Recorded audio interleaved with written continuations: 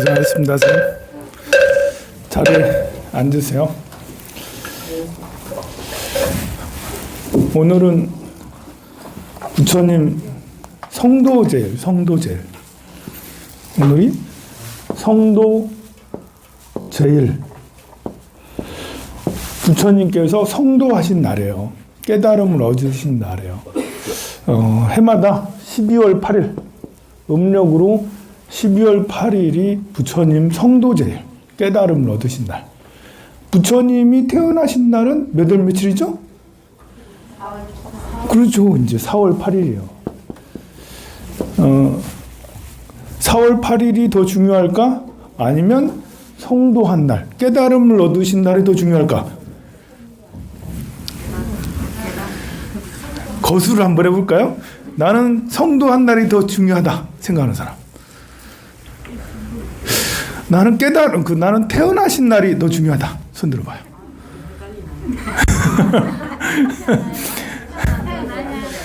태어나야지 깨달음을 얻으니까. 또 태어났는데 뭐 공칠 수 있잖아. 깨달음을 못 얻고 공칠 수도 있잖아. 이게 참 뭐가 더 중요하냐 참 어려운 문제인데 그만큼 성도 제일이 중요하단 말입니다. 우리가 선택을 태어난 날이 중요해 성도한 날이 중요했을 때 선택하기가 어려워. 그럼 비중이 비슷하다는 거예요. 닭이 먼저냐 계란이 먼저냐. 부처님은 500생 동안 인욕선인을 하셨어요. 인욕을 닦았다고 그랬어요. 500생 동안 보살 행을 했어요. 그러니까 태어난 건 사실 오늘도 태어났고 내일도 태어났고 모레도 태어났고 1년 365일 중에 태어나지 않은 날이 없어요. 항상 태어났으니까. 그렇게 영원성을 얘기하면 4월 초파일 부처님 오신 날 이 생에서 한 번 태어난 거 별로 중요하지 않을 수도 있죠. 수만 급 동안 살아왔을 때 태어난 생일이 아닌 날이 하나도 없어. 여러분들도 마찬가지예요. 여러분들 각자 생일 있잖아요. 이 생에서 이 생일이지. 전생에서 이 생일은 오늘이었을 수도 있고 내일이었을 수도 있어요. 하지만 지금의 생이 중요하니까 지금의 생에서는 내가 태어난 날이 나를 결정하는 또 날이기도 하니까 생일을 챙기는 건 중요해요. 500생 동안 굉장히 오랫동안 보살행을 닦아서 성도, 깨달음을 얻으신 거예요.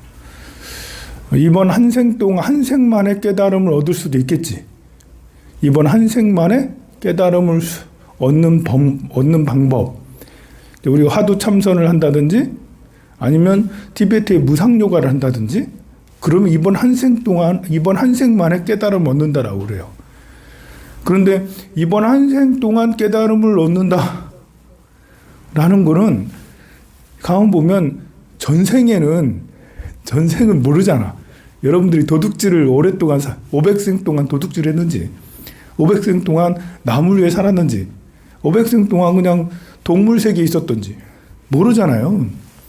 그냥 이번 생의 깨달음을 얻는다. 이번 한 생만에 깨달음을 얻는다라는 말 자체는 전생을 생각지 않는다. 전생의 수행을 많이 했든 적게 했든 내가 공덕을 닦았든 관계없이 전생에 죄를 많이 지었어도 이번 한 생만에 내가 깨달음을 얻겠다는 각오가 있는 거예요. 그런 결정된 용맹심 반드시 있어야 돼요. 반드시. 이게 깔딱고개랑 비슷해. 쭉 올라가다가 깔딱고개 쫙 올라가야 되잖아요. 이게 500생 동안 쭉 왔다 하더라도 이 깔딱고개를 한번 가야 돼. 그래 넘어서 정상에 올라가려면 깔딱고개가 반드시 존재해요. 여기 숨 넘어가는 지점. 숨이 깔딱깔딱해. 이 깔딱깔딱하는 여기에서 절벽이라고. 야 이걸 어떻게 올라가? 요 앞에서 그만두기가 쉬워요. 절벽이니까. 딱 절벽에 딱 마주쳤어. 내가 500생 동안 이렇게 수행을 했는데 그래서 점차로 높아졌어요. 그런데 마지막 한 고비 때는 엄청난 벽이 있는 거예요. 그래서 용맹심을 가져야죠. 전생 중요하지 않아. 이 한 생 동안 난 반드시 앉아서 보리수 밑에 앉아서 나 깨달음을 얻지 않으면 일어서지 않을 거야. 밥도 안 먹을 거야. 잠도 안 잘 거야. 나는 반드시 깨달음을 얻기 전에 이 동굴에서 나가지 않을 거야. 이렇게 일좌부지 경육년 한 번 앉아서 6년이 지나든 10년이 지나든 내가 뼈가 으스러져도 이걸 하겠어. 깨달음을 얻겠어. 이런 용맹심이 있어야지 마지막 절벽 관문을 통과할 수 있어요. 이거는 정말 쎄 빠지는, 혓바닥 빠지는 게 쎄 빠진다는 거거든요. 쎄 빠지는 그만큼 힘든 일인데요. 이거는 비단 깨달음을 얻는 이런 것뿐만 그런 게 아니에요. 내가 부자가 되고 싶어. 난 정말 100억 부자가 되고 싶어. 1000억 부자가 되고 싶어.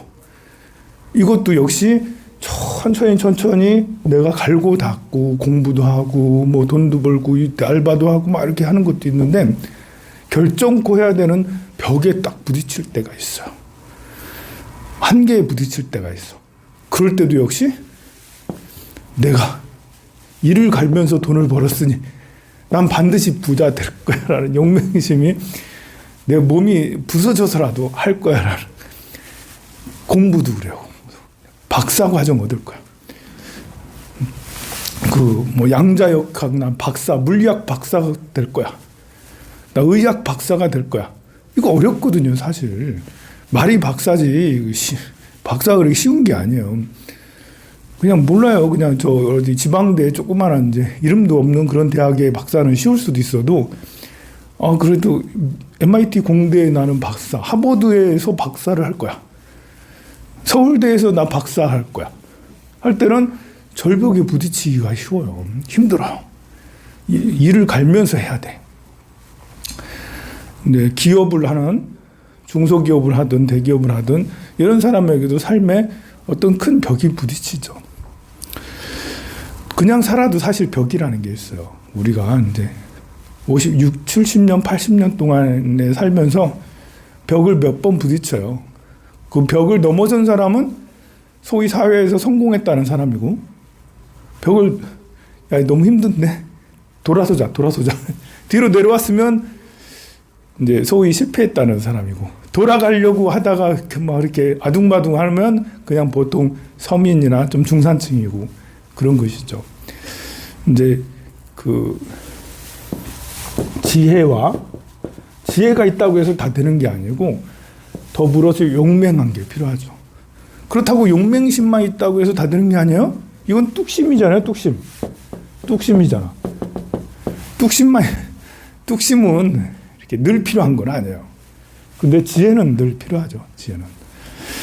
이렇게 500생 동안 쭉 닦아왔기 때문에 이것이 지혜로 연결되는 거예요. 그리고 이런 용맹심도 일어나게 되죠.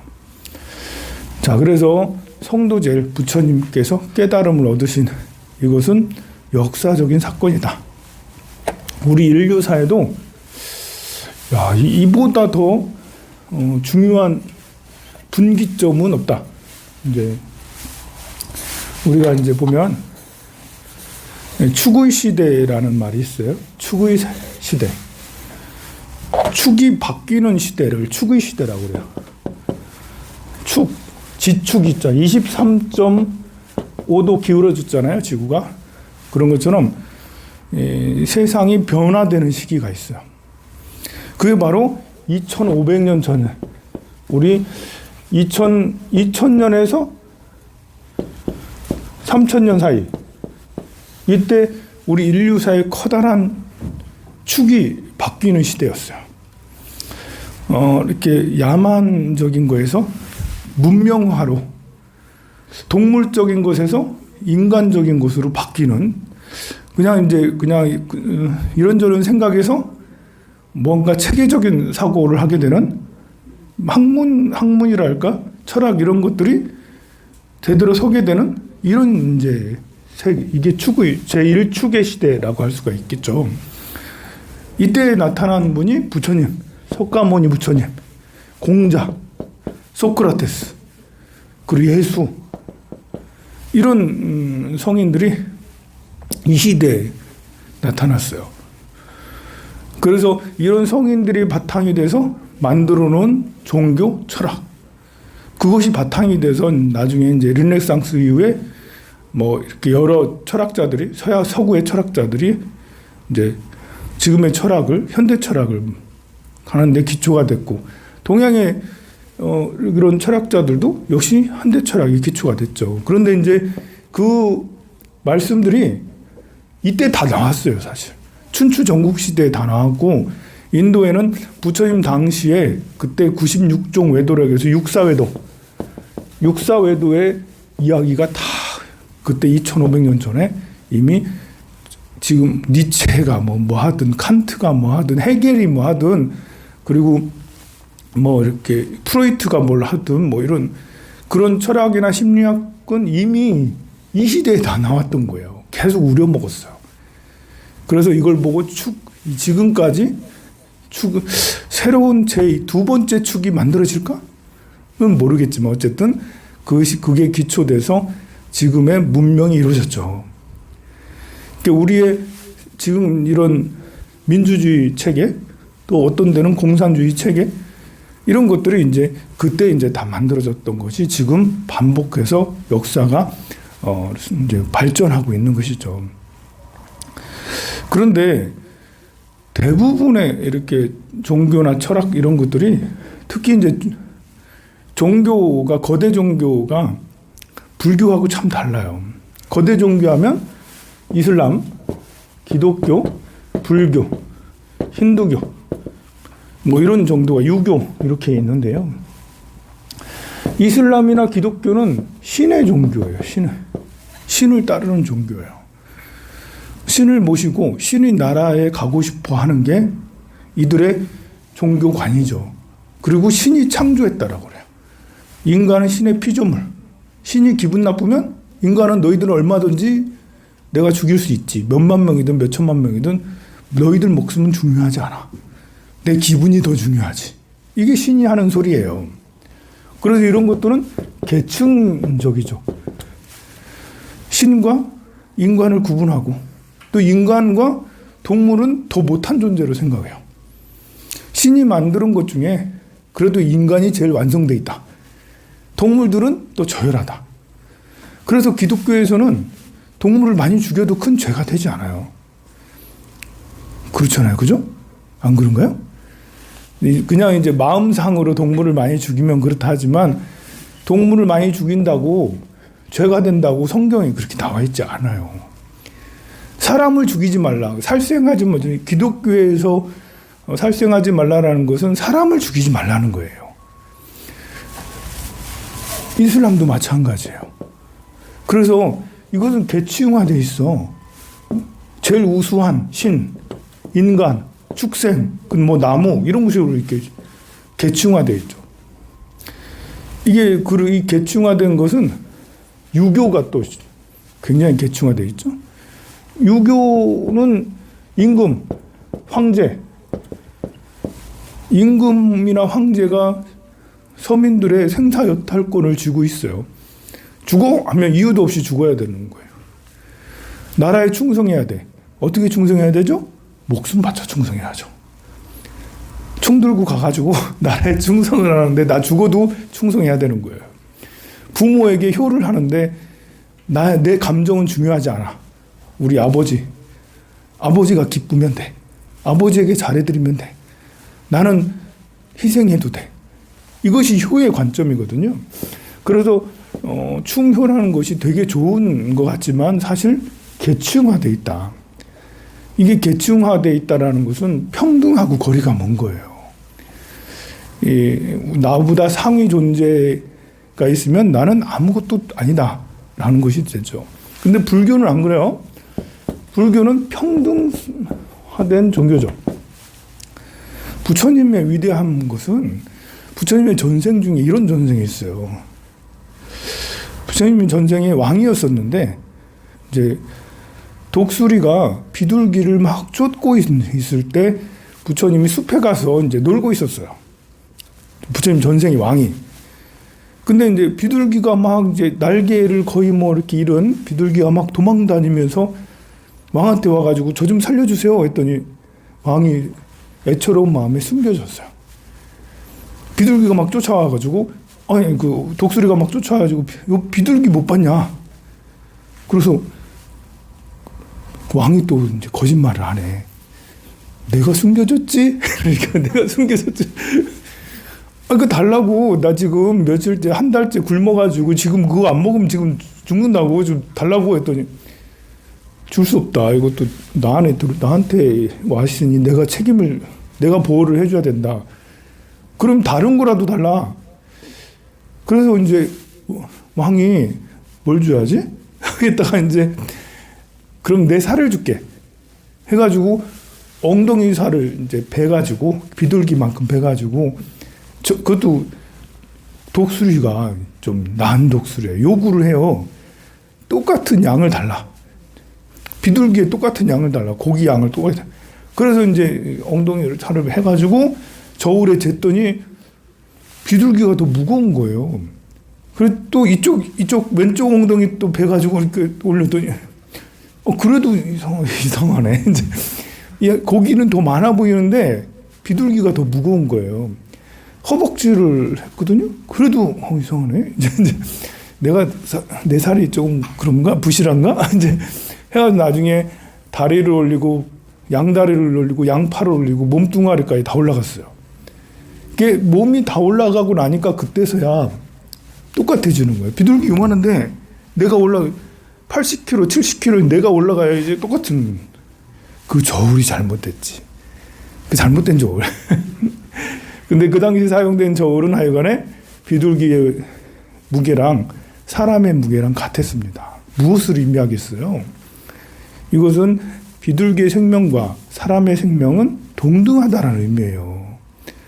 그래서 부처님 그 당시 왕은 내 몸을 다 먹어 라고 몸을 보시를 했어요. 다친 비둘기를 위해서. 그래서 실제로 비둘기가 그래? 내가 먹을게? 라고 하는 순간 비둘기가 후 변해가지고 천신으로 변해서 그 당시 이 왕을 시험했던 거예요. 어떤 깨달음을 주기 위해서 그랬었다는 거죠. 부처님의 전생의 이야기는 굉장히 많은데 대표적으로 이런 전생도 있습니다. 그런 걸 보면 정말 불교는 비둘기의 생명, 독수리의 생명, 사람의 생명, 그리고 왕의 생명은 모두 다 평등하다는 거죠. 그 가치를 무엇이 덜하고 무엇이 더하고 이런 게 아니에요. 대통령도 한 표, 나도 한 표. 육군 참모총장도 한 표, 국회의원도 한 표. 모두 다 한 표잖아요. 민주주의의 기본 이념은 평등해요. 모든 권력은 국민으로부터 나온다. 그래서 국민들 한 사람 한 사람이 모두 병자든 노인이든 아이든 관계없이 평등하게 다 중요한 거예요. 노인을 죽일래 아이를 죽일래 이걸 선택할 수가 없는 거예요. 대통령을 죽일래 아이 한 명 죽일래. 대통령을 한 명 죽이면 한 명 살리면 온 나라가 살고 이렇게 한다 해도 선택을 할 수가 없는 거예요. 대통령과 아이, 대통령과 노인, 대통령과 병자 생명은 다 평등하니까요. 기본적 이념이 불교의 이념이 그렇습니다. 이건 완벽한 민주주의예요. 생명 존중 사상이고요. 이것은 2500년 당시에 이렇게 주장한 학파도 있고 하긴 하지만 거대 종교, 거대 철학에서는 불교가 유일하죠. 다른 종교들은 이렇게 계층화되어 있어요. 이 계층화된 것은 돈 많으면 귀한 사람, 돈 없으면 천한 사람. 이게 빈부 귀천을 만들어요. 귀천을 만들어요. 그래서 이렇게 돈 없는 사람은 맨날 우울한 거예요. 직장도 제대로 못 갖고. 이 직장을 잘 갖지 못해가지고 못한 사람이 더 행복하겠어요. 삼성에 들어가가지고 현대에 들어가가지고 그 정규직에서 거기서도 임원을 하고 막 이런 사람이 더 행복하겠어요. 직장이 잘 돼 있는 사람이 행복하지. 근데 우리는 그 행복한 사람이 부럽다고 또 그 사람을 칭찬해주고 막 그래. 사실 아니 내가 좋은 직장에 다니는 거 어려운 게 아니에요. 돈 많이 받고 일하는 게 뭐 어려워요? 어려운 거 아니에요. 돈 별로 못 받고 한 달에 100만 원 받고 하루에 10시간씩 일하는 거 진짜 힘들거든요. 진짜 힘들어요. 이거는 돈 이제 그 한 달에 1억씩 받고 한 달에 1,000만 원씩 받고 하루 10시간 일하는 거 안 힘들어요. 돈 많이 받으니까, 보상을 받으니까. 근데 한 달 열심히 좀 하루 10시간씩 일했는데 100만 원만 받으면 못하겠어요. 짜증나고 자존감도 푹 떨어져가지고 세상 살고 싶지가 않아요. 그러니까 사실 힘든 거는 돈 별로 못 받고 일하는 사람, 또 직장을 갖기 어려운 이런 사람이 힘든 거예요. 돈 많이 받고 일하는 사람들은 힘든 사람들이 아니에요. 보면 우리는 누구한테 더 이렇게 신경을 써주고 위로를 해주고 누구한테 더 칭찬을 더 해주고 힘을 줘야 되겠어요. 이미 이렇게 잘 돼 있는 사람한테는 그렇게 하지 않아도 본인들이 행복해요. 이게 가정에서도 보면 아버지는 현대차 다니면서 한 달에 700만 원, 800만 원, 1000만 원씩 벌어. 엄마는 집에서 살림살이해. 누가 더 행복하겠어요? 집에서 애들 키우면 살림살이 하는 엄마. 이제 밖에 나가가지고 현대차 다니면서 월급 많이 받는 아빠. 야, 그렇게 사는 것은 아빠처럼 사는 거는 누구나 다 할 수 있는 거예요. 안 그래요? 누구나 다 그렇게 할 수 있어. 좋은 직장 다니면서 이렇게 하는 거는. 근데 엄마처럼 그런 아빠 밑에서 옆에서 맨날 시봉해주고 이렇게 밥 해주고 애들 학교 보내고 뭐 해주고 다 해주고 헌신하는 거 이제 그렇게 하고도 인정 못 받아요. 집에서는 이제 아버지가 굴림에 내가 돈 이만큼 벌어왔으니까 너는 그거 가지고 잘 살고 있잖아 라면서 먹이고 있잖아요. 그러면 엄마들은 귀가 죽어가지고 그리고 한 20년 지나서 아들, 딸들이 다 크고 나면 아빠들은 그래도 내가 너희들 다 길렀지. 이러면서 이렇게 하는데 엄마들은 공허해. 내가 할 줄 아는 것은 이제 애 키우고 밥하는 것밖에 없는데 애는 다 크고 이제 밥하는 것도 하기 싫고 그 밥도 20년 넘게 해봐. 밥하는 거 싫거든 이제 30년씩 밥하기 싫어요. 그러니 이게 이렇게 40대 중반이 넘어가고 50대가 되면 공허한 거예요. 내가 할 줄 아는 게 없네? 라면서. 그러니 이제 이렇게 사실 거꾸로 되면 아빠가 이제 집에서 살림을 살고 엄마가 현대차 다니면 엄마도 다 할 수 있어, 그거. 다 할 수 있고 더 행복해. 그래서 우리는 어머니들이 해왔던 것들이 가치를 완전 저평가를 하는 완전 가치 평가절하가 돼 있어요. 그래서 어머니들이 힘들어. 아니 이제 그걸 이제 좋다고 하는 어머니도 있죠. 남편이 잘 벌어왔으니까 그걸 가지고 이제 재밌게 쓰면서 다니는 엄마도 있긴 하지. 근데 그런 재밌게 쓰고 다니는 엄마도 자존감은 이렇게 자신감 이런 것들은 좀 떨어져 있어요. 별로 평등하지가 않아. 이게 불평등이 가져오는 가장 큰 문제는 무능해져요. 이 평등이 가져오는 가장 훌륭한 것은 더 많은 사람들이 행복해지고 더 많은 사람들이 유능해진다는 거예요. 불평등하면 중상위 그룹은 유능해. 근데 하위 그룹은 자존감이 푹 떨어져 있어서 삶에 사는 맛이 안 나요. 재미가 없어요. 재미가 없으면 불행해지는 거야. 그래서 부처님의 이런 평등 사상이 인류를 변화시켜서 지금의 민주주의를 만들었다. 복지국가를 만들었다. 기독교나 이슬람이 발전해서 민주주의가 됐다라고 생각하지 않아요, 나는.